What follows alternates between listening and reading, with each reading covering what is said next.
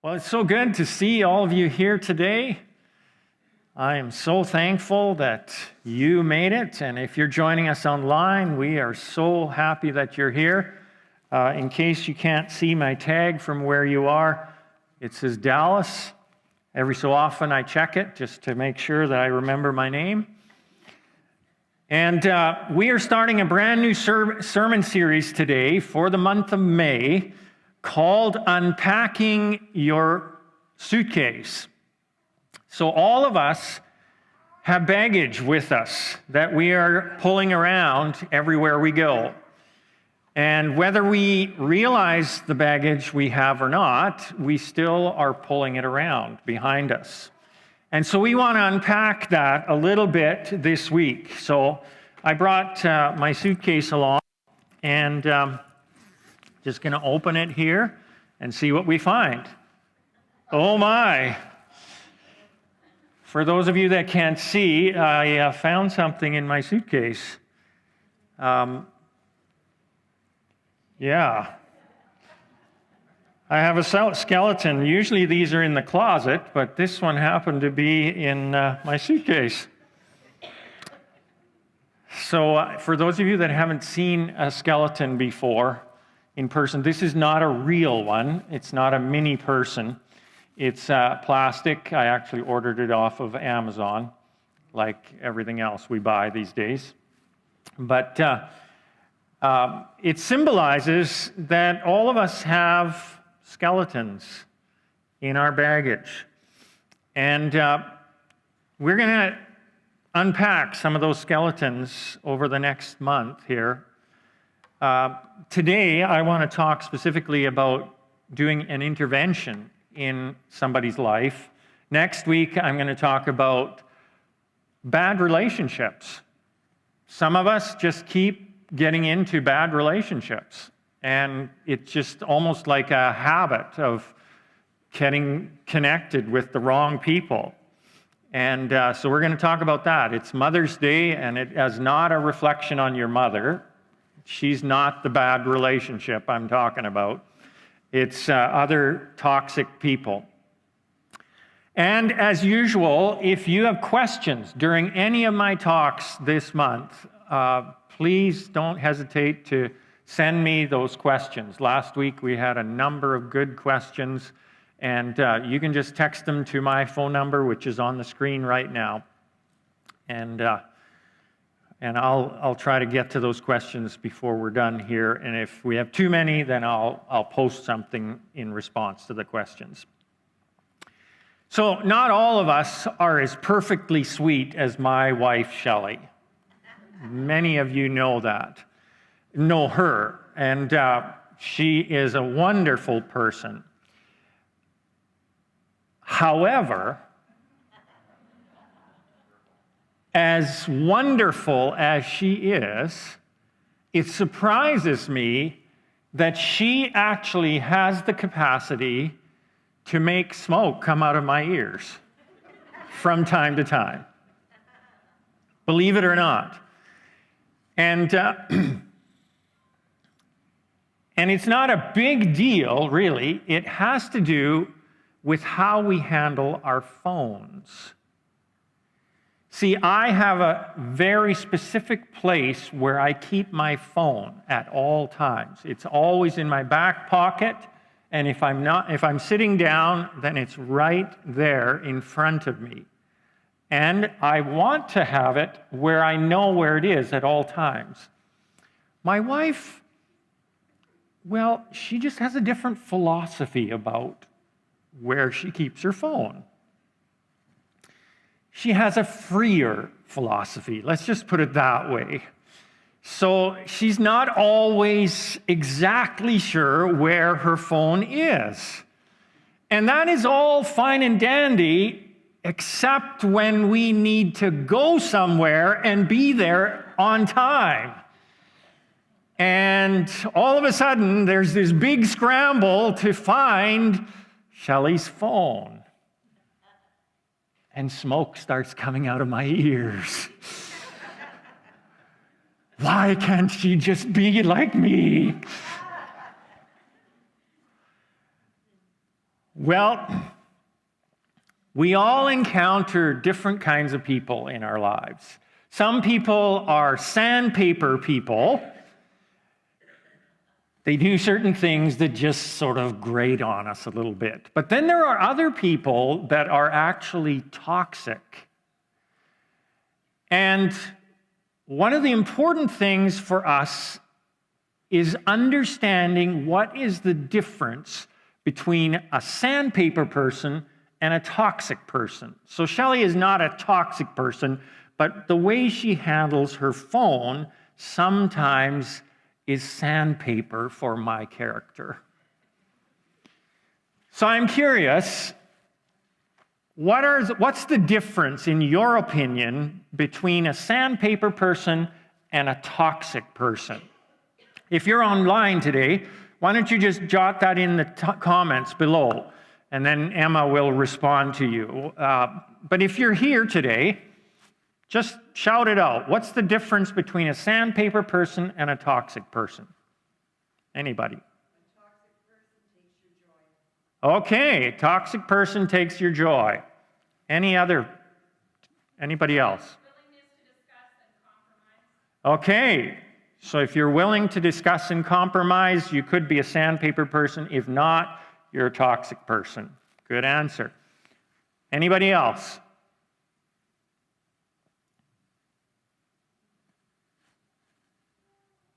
Now's your time to shine. Okay. Well, let me give you my definition. Sandpaper people see things differently than me, and that makes me insecure, but I can also learn from them.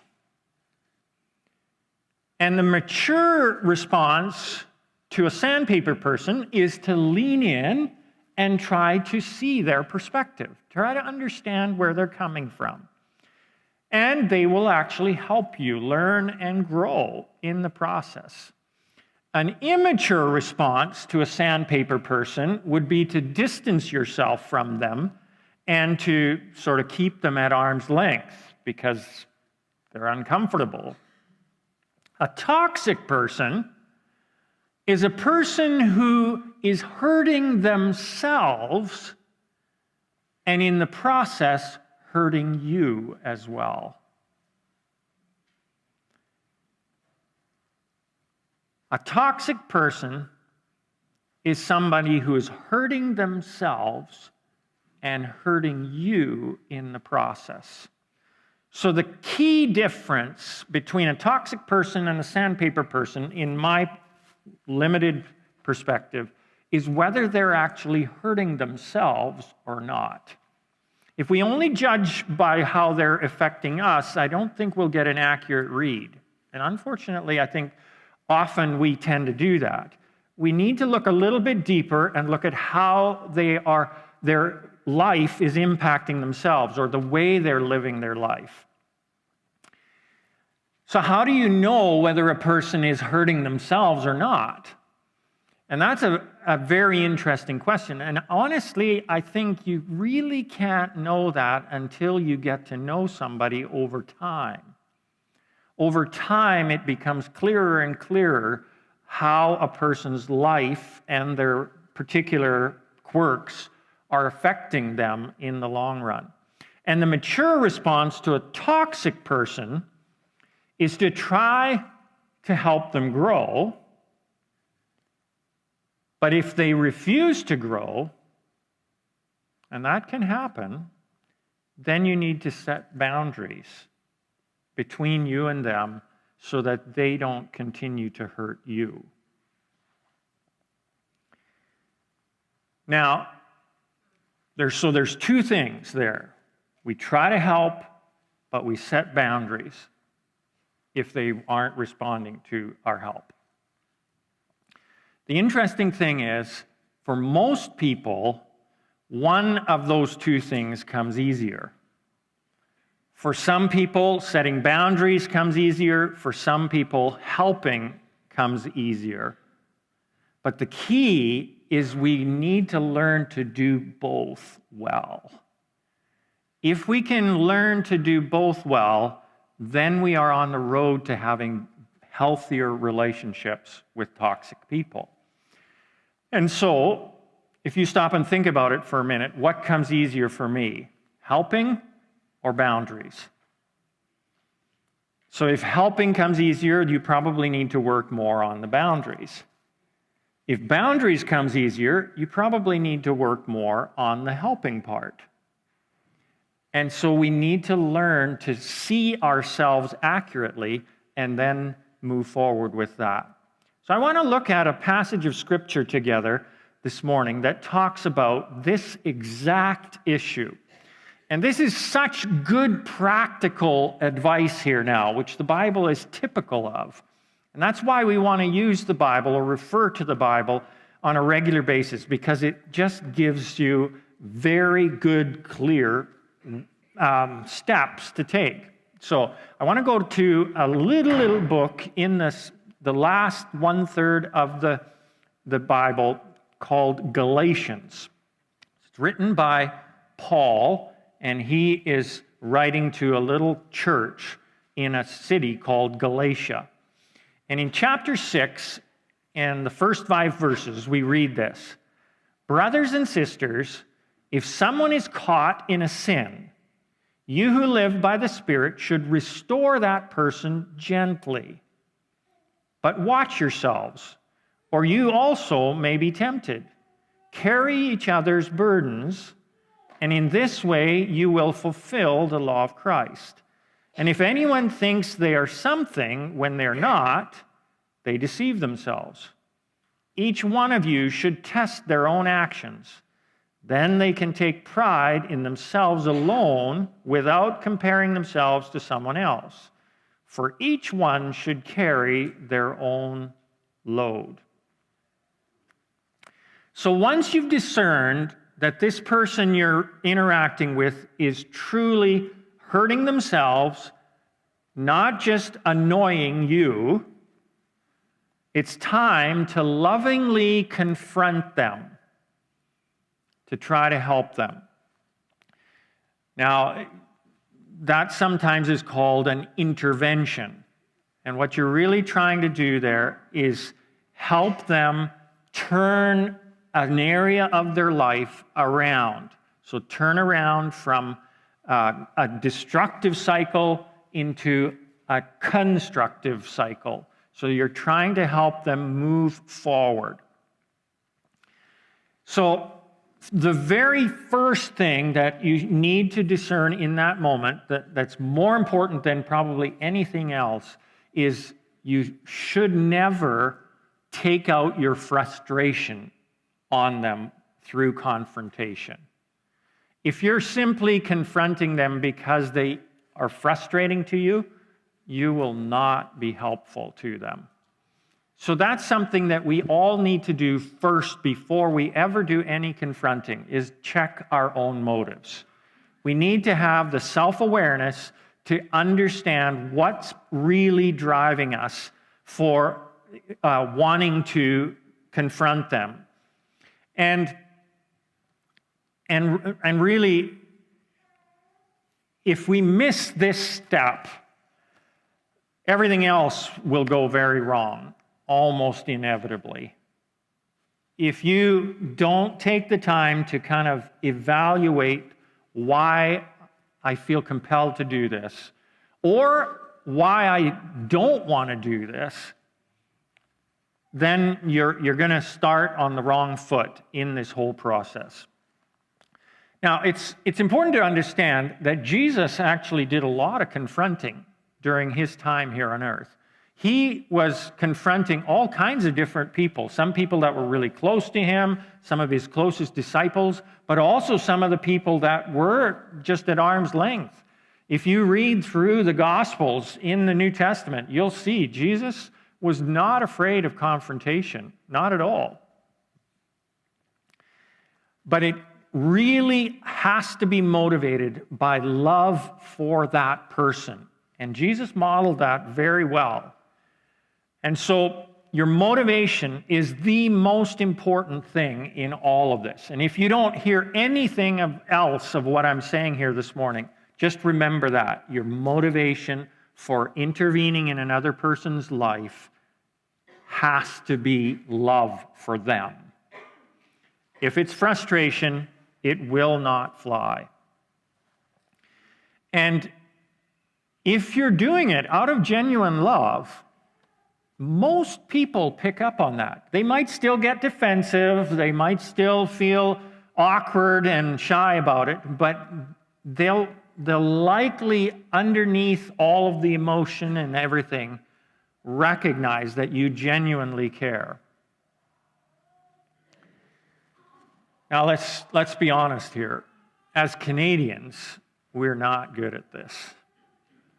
We actually suck at the whole confrontation thing, especially as good Christian Canadians. We just are scared spitless of confronting. And then there's other people who are bulldozers or bulls in a china shop, and they're not good because they're on the other end of the spectrum. And so we pretend that everything's just fine when it's not. And, how many times have we all said the words, "Oh, it's all good," when it wasn't all good? But we just don't like rocking the boat. We don't like being like Jesus in this area of confrontation. And Jesus, he rocked the boat.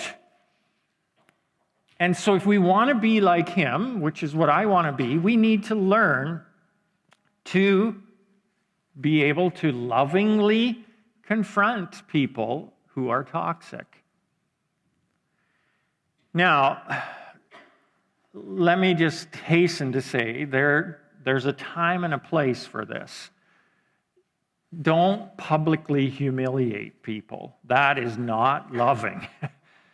Sometimes we, will bottle up our frustration or we'll try to muster up the courage to confront, and we finally get to that place where we're able to do it, and then we do it at the wrong time and the wrong place, and it doesn't work out. So think through those kinds of things when you need to confront somebody. Think through, is this a good time for them? Is this a good time for me? Is this a good place for them? Is this a good place for me? And then another thing that I think is important here is in this passage it says, those of you who are spiritual, confront him, plural. So don't do it alone. Now you might do it alone first if you have a really close relationship with them, but you're better off to gather some other wise people who also deeply love that person with you so that you can help them with all of your gathered wisdom together. Now, you don't want to gang up on them, but when you all are together in this, you can be like a strong team that all contribute various different aspects to helping this person move forward with their life. Now, the key thing here, when you have several people involved, is to have a very clear goal articulated between you as a team as to what success will look like for this person. Like what a successful turnaround will look like, so that you're all on the same page. Because if one person believes, well, this would be good, and another person believes this will be good, you won't get anywhere because you'll all be pulling in different directions. So it's good for you as a team to sit down first and say, okay, we're going to intervene here, but we need to all agree on what this needs to move this person towards in order to do that. And I've been in situations where we tried to help somebody and we weren't on the same page, and it didn't work out very well. the toxic person that we were trying to help started to recognize that there were differences of opinion, and they started to play off of those and play us against each other, almost like kids who play their parents against each other, and it just became a real mess. So trust me when I say you need to make sure you're all on the same page with this. Now, when you do this confrontation, you're likely to get one of three different responses. And I just want to walk through those together. So the first one is that they will reject your advice altogether and reject you in the process. That's very common. People are just like, forget it. You have no business. You're judging me. You know, whatever, and they're just not willing to consider any of what you're saying, and they feel like you have just rejected them as a person because you cared enough to confront them and to try to help them. And that's a very, very hard thing to deal with. I mean, you could end up actually losing your friendship over this. So you need to think through that very carefully before you start. You know, am I prepared that this could actually destroy our friendship if it goes really south? And this is another reason why you need to evaluate about your motivation. Like, if you really care for that person's well-being, that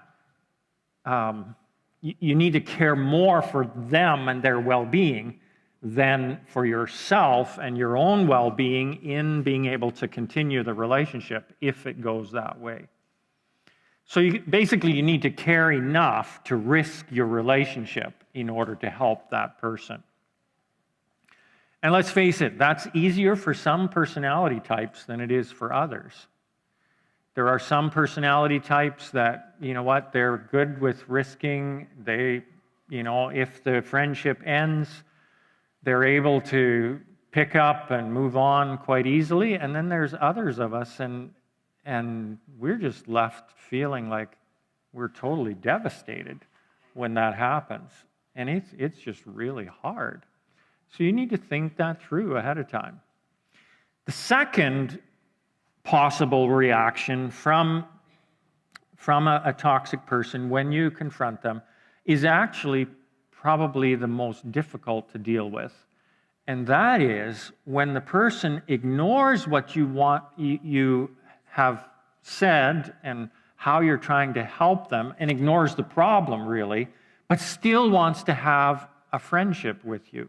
Now, some people think that that's actually the easiest to deal with, but it's not. It's actually the most difficult, because if they are truly a toxic person, you cannot continue the relationship the way it is. And if they're choosing to ignore the problem and want to just continue the relationship the way it is, you're kind of stuck. You have to then make a decision as to what you're going to do here. And so that's where you then have to set and enforce strong boundaries with that person. And I differentiate between setting the boundaries and enforcing the boundaries, because usually those are two very different experiences. Setting the boundaries is actually a lot easier than enforcing the boundaries. But if you're not prepared to actually enforce the boundaries, you might as well not even bother setting them, because you'll really just undermine your own credibility if you set boundaries but then don't enforce them. So that's what makes this so challenging, because you feel like a jerk. You feel like, and maybe even they will try to reinforce that feeling in you and start accusing you of being a jerk and things like this. And there was lots of people that accused Jesus of being a jerk as well. Jesus was the most loving person that ever walked on the face of the earth. Can you imagine accusing him of being a jerk? And if they accused him of that, is it any wonder that they would accuse you and I of that when we have to set boundaries? And the boundaries need to be there to show them that this is not okay. The way you are living is not okay, and I'm not okay with it, and I can't allow you to continue hurting me in the process of hurting yourself. So when you have a team of people, it can be easier because you can draw strength from each other. And this is another reason why having a team when you confront a toxic person can be helpful. But what makes it extra challenging is when they want to be friends with you, but also want to continue hurting you at the same time. And obviously, a healthy person cannot allow that to go on. So boundaries are to protect yourself from getting hurt anymore. And so you have to have those strengths to follow through on those boundaries. And that can be very, very hard. And the truth is, often toxic people won't actually start to really listen until they feel the pain of you enforcing those boundaries. And that is so hard to walk through with people, to see them hurting because you have set boundaries. Feel them angry, feel them blaming you, and all of those things. And yet often that is exactly what is necessary in order for them to begin to see the reality of the situation. The third response is the easy one. And that's when they respond well and they're willing to work with you on their issues and they're making changes for the better and so on and so forth. And obviously when that happens, you want to be there for them, you want to help them move forward. And you know, that's a real joy. And I think it's important for all of us to recognize when we do this, like the scripture said, we need to be careful that we ourselves are not tempted. I think sometimes we easily start to look at other people that are toxic and go, well, that's them, and I'm not like them. And we put this big wedge between us and them. The truth is, all of us have areas in our lives where we need to grow. I'm not saying all of us are toxic. I'm just saying we all have areas where we need to grow.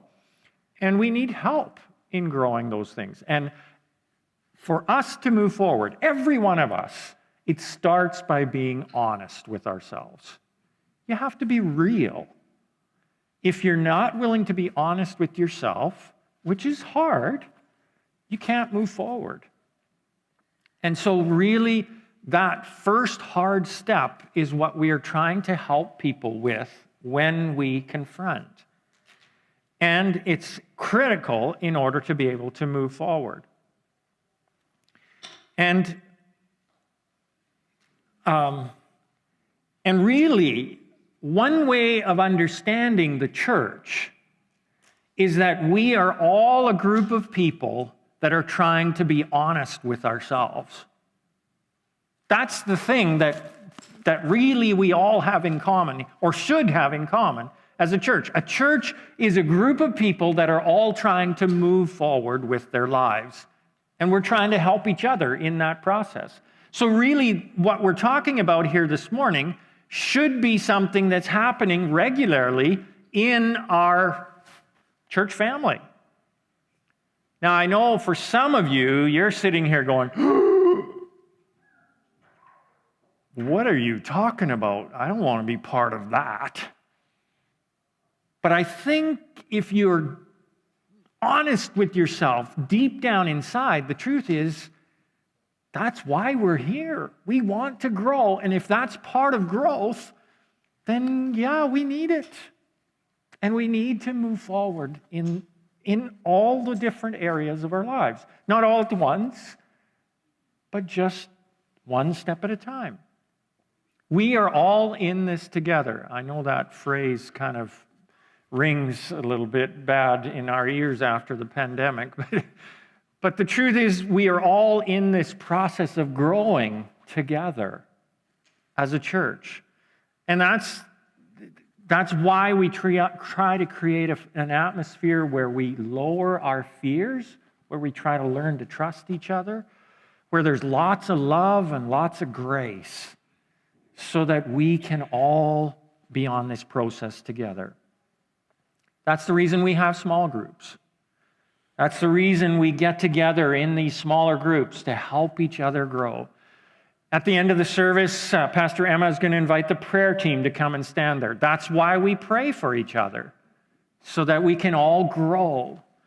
Let's face it, that's the reason why we have sermons. Why we talk on Sundays together is to help each other grow.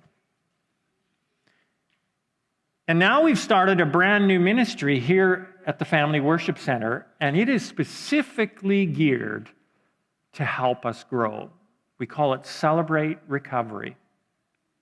Celebrate Recovery is specifically geared to help us deal with our hurts, our habits, and our hang-ups. The skeletons. Hurts, habits, and hang-ups. The truth is, most of us would prefer to just keep the suitcase closed. Just drag it around behind us, acting like it's no big deal. Just forget about it. It's not there. Let's just pretend we're all good. But we want to be a different kind of church. We want to be a different kind of place for people who are willing to take this out of the suitcase and say, no, I want to actually heal. I actually want to grow. I actually want to leave the past in the past, not drag it around with me everywhere I go. And so we have decided we're going to get very intentional about this as a church. And so Pastor Emma has been working with a team of people for a number of months now, ever since September last year, preparing for this, and now they are welcoming new people into this process of healing, of dealing with the hurts, habits, and hang-ups from the past. And the truth is, this is what our church is all about. The truth is, as Christians, this is what our lives are all about. And so really, all of us belong in Celebrate Recovery. Now, some of us may not be fully ready for it yet, and that's fine. But the truth is, this is an integral part of the process of learning to be like Jesus. And really, when you stop and think about it,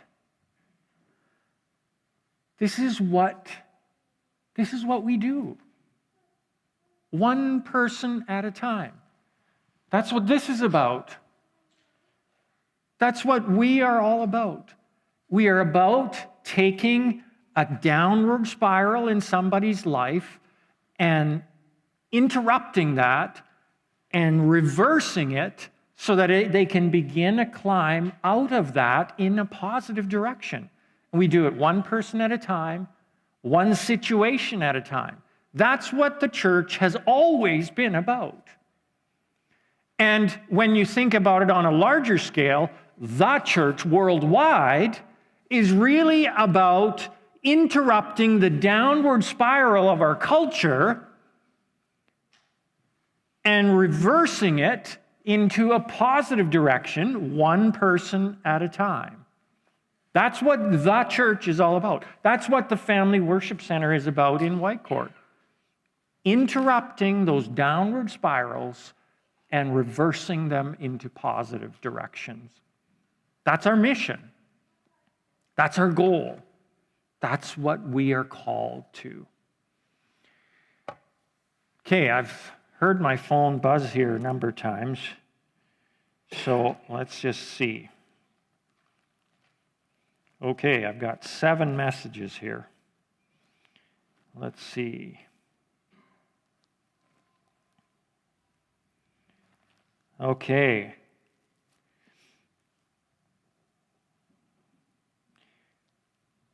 So here's signs of a toxic person.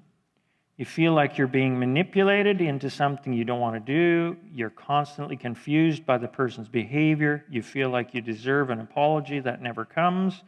You always have to defend yourself to this person. You never feel fully comfortable around them, and you continually feel bad about yourself in their presence.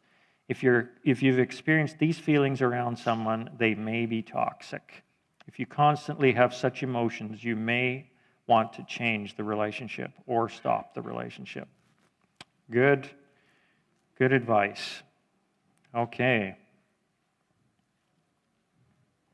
I find it difficult to address another person's faults when I have so many of my own.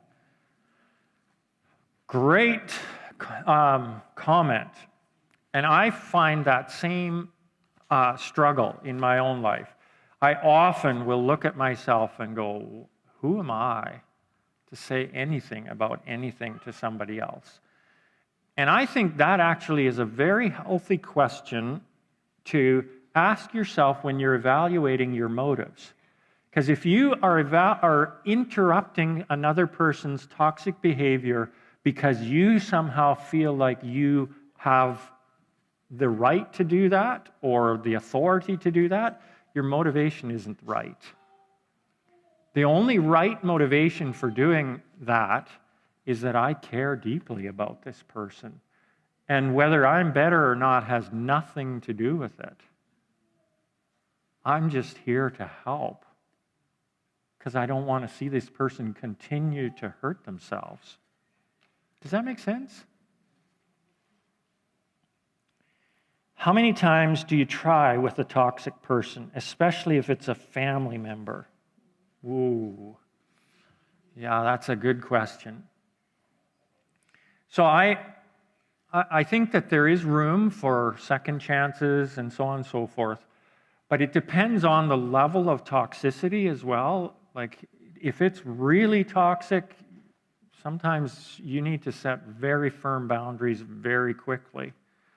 If it's less toxic and you are able to not be affected by it as much, you can give more opportunities and more patience. But the truth is, if they're truly toxic, there is a point where you do have to set firm boundaries, and that's it. You don't let them continue to kind of just push it on the future. Now, that doesn't mean that all boundaries are totally severing the relationship. You just might need to set boundaries to keep them at arm's length enough that they can't hurt you anymore. What if you've tried it all and confronted them with love and they do not or will not listen? How do you try to help them? Or what if they turn it around on you while you're trying to help and then make you feel like you did something wrong by trying to help? How do you begin to, or how do you help someone who does that and will not take responsibility and recognize their own faults and mistakes? So I think I addressed that pretty much in the last part of this talk here.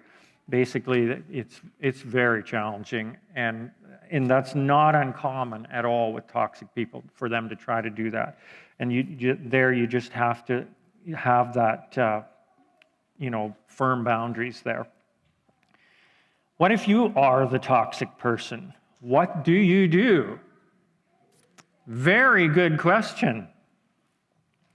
And I think the honest truth is we have to come to a place where we humble ourselves. If somebody else feels that we are toxic, we need to genuinely listen and then maybe get some other perspectives as well and ask some wise people that we truly respect what our next step should be. Now, sometimes people who are toxic will try to make you feel like you're the toxic person, so that's why you need to have good, wise people to interact with in that process, because sometimes it's not you, but if it is you, then you need to take steps. And I think that's one of the key things about being a Christian, a follower of Jesus, that we're willing to look at ourselves. We're willing to be honest. We're willing to change. Okay, what books would you recommend? I'm glad you asked. So there's 2 books that I would recommend. One of them is called Boundaries by Cloud and Townsend.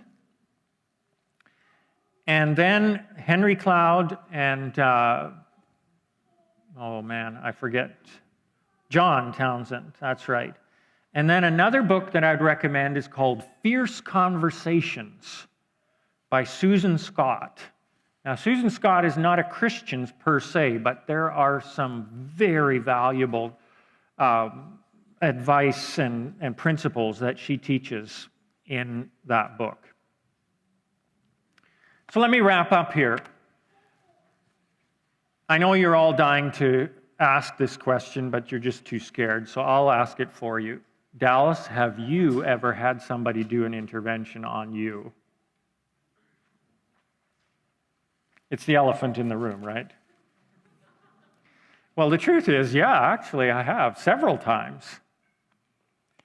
And actually, last fall was one of the last ones where somebody had an intervention on me. It was actually my doctor. I've had this heart condition since I was in my 20s, where my heart will go into something called atrial fibrillation. And for those of you that are medical people, you know what that means. Basically, your heart starts racing. So over the years, it has gotten worse and worse. And it's when it started racing, it'll start racing for longer and longer time periods. And believe it or not, I've actually preached while I was in atrial fibrillation twice here at this church. So I've been able to fake it and make you guys think that everything was fine, but I wasn't fine.